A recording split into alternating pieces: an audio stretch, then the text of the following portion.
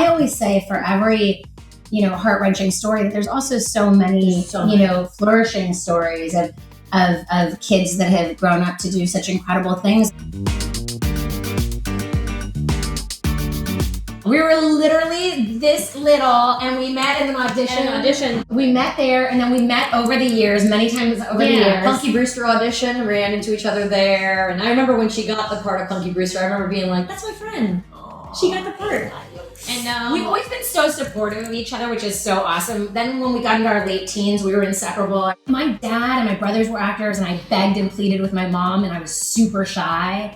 And then I literally would hide behind her. Yeah, exactly. And then one day I said I wanted to try, and she's like, but you're so shy. And I think when I was in a room or in doing stage and acting, it was like I came out of my shell. It really helped me find myself. Blossomed. I was 4 years old and wanted to be on a show called Romper Room, where they said, I figured out that Miss Marianne would say your name in the magic mirror if you were in the room.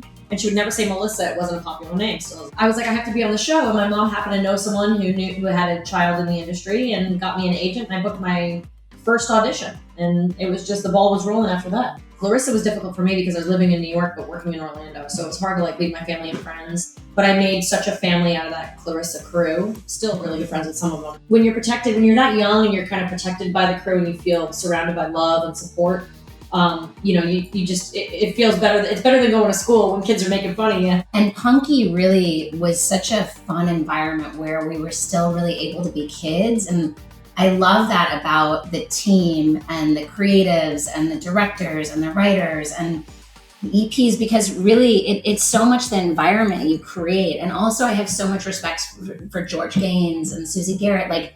They never treated, me like, oh, you're a kid. And we're, we were treated as equals, and yet we were able to be kids. Our moms who watched out for us, protected us, made sure we got to be kids as well as professional actors. Definitely. And they are, both of our moms are phenomenal women who just love and adore us and look out for us. I think we both had loving family homes and fulfilling lives in that way. And there was nobody living through us vicariously or anything like that. It was very much you want to do it?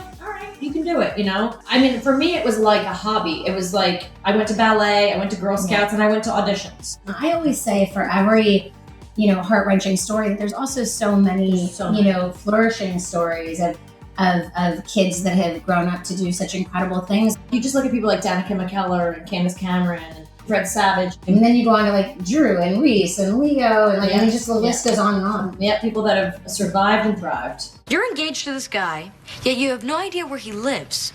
Does that tell you something? I must really love him. It had to happen because we were spending so much time together. We were already together all the time. I remember that we were friends with NSYNC, and they sent us these NSYNC scooters.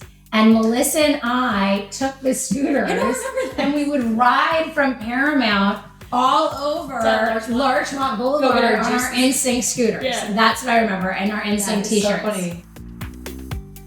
My little guy, my 8-year-old Tucker, wants to be in my next Christmas movie, and there is a role that was kind of written for him, but I don't know if he can handle it. Jagger is so committed, and Poet, they're so passionate about the things they're interested in. It was so fun to work with Jagger and Punky this season, and also I still try to encourage them to carry on with their educations. And let's send all of our intentions to the universe to keep Punky going. I want Melissa to come and direct an episode. And maybe I put the really nasty neighbor. Oh my gosh. Yeah. Oh my God. You can start too. I'm so excited. Okay, you heard it here first. That'd be fun. We heard it with you first. No, I don't do that. Wait, you could direct an episode and you could get started. It would be so exciting.